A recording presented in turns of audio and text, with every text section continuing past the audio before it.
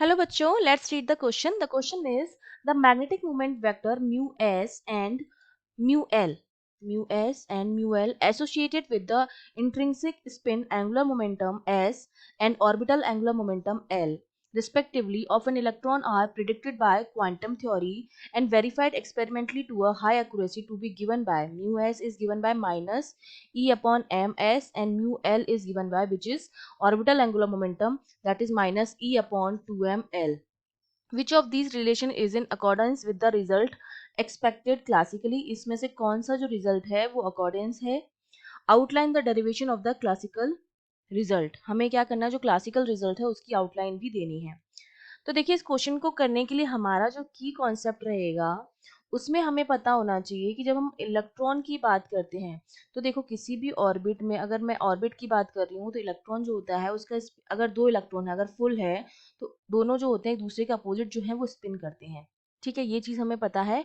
और इलेक्ट्रॉन जो होता है वो न्यूक्लियस के चारों तरफ एक ऑर्बिट में क्या करता रहता है, इस तरह से एक सर्कुलर पाथ में क्या करता रहता है, रिवॉल्व करता रहता है. ठीक है, अगर इलेक्ट्रॉन का चार्ज ई मान लें और मास एम मान लें और हम ये मान लें ये v स्पीड से क्या कर रहा है, इसके चारों तरफ रिवॉल्व कर रहा है और इसकी रेडियस जो है वो क्या है, r है. ये हमने मान लिया है. तो हम जानते हैं कि इसका जो एंगुलर मोमेंटम है वो हम किस तरह से देंगे, l एंगुलर मोमेंटम जो होता है that is given bye m v r. एक तो हम ये वाला फॉर्मूला यूज करेंगे. दूसरा हमें पता है कि जो मोमेंटम होता है mu that is given by I A, वो हमारा किसके बराबर होता है, आई इंटू ए, जहां पर आई जो है वो फ्लो होने वाली करंट है और ए जो है वो आपका क्रॉस सेक्शनल एरिया होता है. ठीक है, तो इन दोनों फॉर्मुलों से हम निकालेंगे किसकी वैल्यू, एंगुलर मोमेंटम जो है हमारा ऑर्बिटल एंगुलर मोमेंटम, वो हम निकाल कर देखेंगे.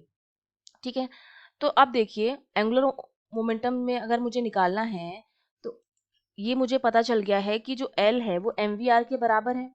ठीक है, तो अब मैं क्या कर सकती हूँ कि इसको मैं इस तरह से लिख सकती हूँ कि म्यू एल जो होगा वो आई इंटू ए के बराबर है. और आई मेरा क्या होता है, rate of flow of charge.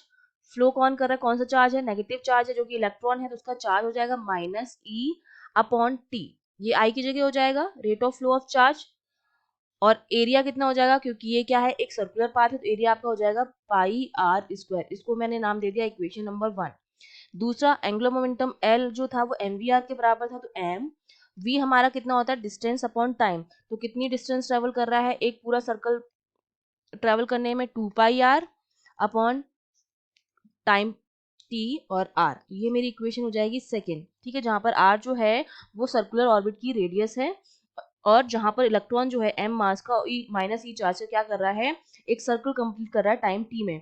अगर मैं डिवाइड कर दूं इक्वेशन 1 को इक्वेशन 2 से तो मुझे क्या मिलेगा, mu L upon L which is equals to, ये आपका किसका रहा, minus E upon T into pi R square और इंटू हो जाएगा ये T upon M two pi R का स्क्वायर. ठीक है, ये हो जाएगा आपके पास. तो यहाँ से देखो टी से टी कैंसिल आउट हो जाएगा, पाई से पाई जाएगा, आर स्क्वायर से आर स्क्वायर जाएगा.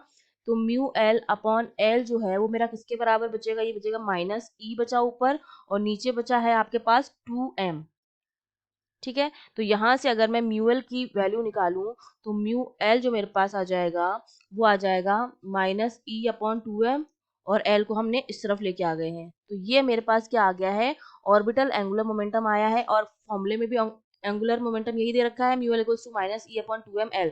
तो जो म्यू एल है मेरा वो क्या हो जाएगा, ये वाला जो रिलेशन है वो बिल्कुल अकॉर्डेंस है विद द क्लासिकल फिजिक्स. ये वाला जो रिलेशन है वो अकॉर्डेंस है, accordance to the classical physics.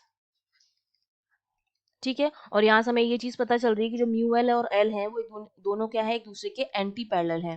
जो म्यू एल है और एल है वो क्या है, एक दूसरे के एंटी पैरेलल है. और दोनों ही क्या है, जो ऑर्बिट का प्लेन है उसके क्या है, नॉर्मल है या perpendicular to the plane of orbit है, प्लेन ऑफ ऑर्बिट. ये चीज हमें पता चल गई है.